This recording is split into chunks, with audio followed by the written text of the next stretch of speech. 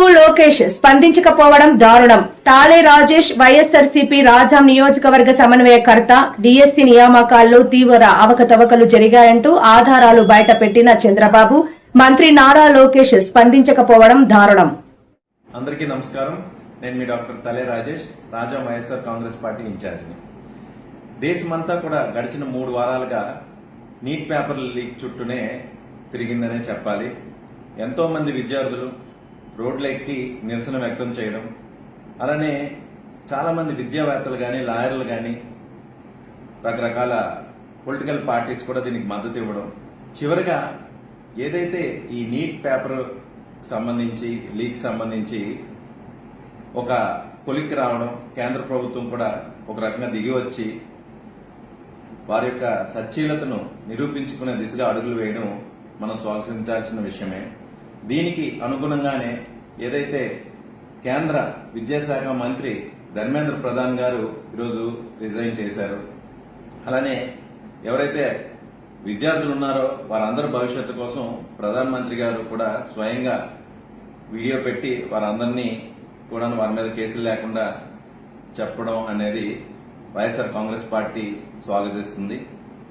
అయితే మన రాష్ట్రంలో ఎంత జరిగినా సరే చీమ కుట్టినట్టుగా కూడాను ముఖ్యమంత్రి గారికి కానీ, విద్యాశాఖ మంత్రి లోకేష్ గారికి కానీ లేదనే చెప్పాలి. ఎందుకంటే ఒకసారి అక్కడ సెంట్రల్ గవర్నమెంట్ చూసుకుంటే నీట్ పరీక్ష రద్దయితే మరి సెంట్రల్ ఎడ్యుకేషనల్ మినిస్టర్ రిజైన్ చేసినప్పుడు మరి స్టేట్ లో ఏదైతే డిఎస్సి అంటే కొంతమంది విద్యార్థుల యొక్క భవిష్యత్తును నిర్దేశించే టీచర్ పోస్టులను అందులో అవకతవకల గురించి వైఎస్ఆర్ కాంగ్రెస్ పార్టీ జగన్ గారు కానీ, మాజీ మంత్రులు కానీ అందరూ కూడాను దాని యొక్క సాక్ష్యాధారాలు బయట పెట్టడం జరిగింది. కానీ అవన్నీ చూసిన తర్వాత కూడా చిన్నది కూడా దానికి సంబంధించి ఎటువంటి యాక్షన్ లేకపోవడం అనేది చాలా బాధాకరం.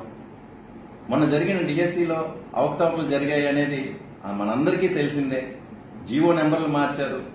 ఏదైతే కొత్తగా జీవో నెంబర్ 4, జీవో నెంబర్ 47 తీసుకొచ్చి నిబంధనలన్నింటినీ కూడా తుంగలో తొక్కే ప్రయత్నం చేశారు. స్పోర్ట్స్ కోటాలో ఎవరైతే ఉద్యోగాలు పొందారో వారందరూ కూడాను ఒకసారి నాకు తెలిసి వారు స్పోర్ట్స్ ఎప్పుడు ఆడి ఉండకపోవచ్చు, ఎందుకంటే వారి దగ్గర సర్టిఫికెట్స్ కానీ ఏమీ లేవు. అలాంటి వాళ్ళు చివరికి డిఎస్సి రాయకపోయినా సరే స్పోర్ట్స్ కోటాలో వాళ్ళు ఉద్యోగాలు అర్హత పొందడం అనేది చాలా విచిత్రమైన పరిస్థితి. ఇంకా చూసుకుంటే మరీ విచిత్రం ఏంటంటే స్టేట్ నెంబర్ ఫస్ట్ ర్యాంక్ వచ్చిన ఎవరైతే ఉన్నారో ఆయన ఒక కాంట్రాక్ట్ ఉద్యోగి, విద్యాశాఖలో పనిచేస్తున్న అవుట్ సోర్సింగ్ ఎంప్లాయ్. ఆయనకి మొదటి ర్యాంక్ రావడం అనేది ఒక ఎత్తు అయితే ఆయనకి ఉద్యోగం ఇవ్వకపోవడం అనేది మరింత చాలా ఆశ్చర్యకరమైన సంఘటన మన రాష్ట్రంలోనే జరిగిందనే చెప్పాలి.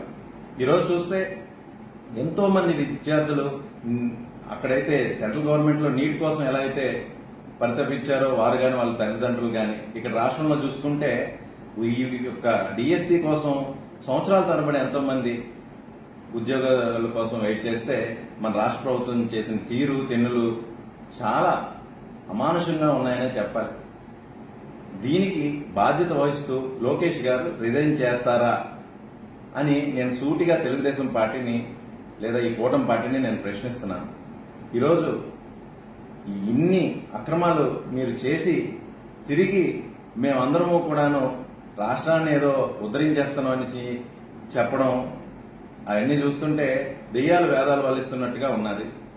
వైఎస్ఆర్ కాంగ్రెస్ పార్టీ తరఫున మేము 3 డిమాండ్లు కోరుతున్నాం. మొదటిది, ఏదైతే డిఎస్సిలో అక్రమాలు జరిగాయో దాని మీద సిబిఐ ఎంక్వైరీ జరగాలి.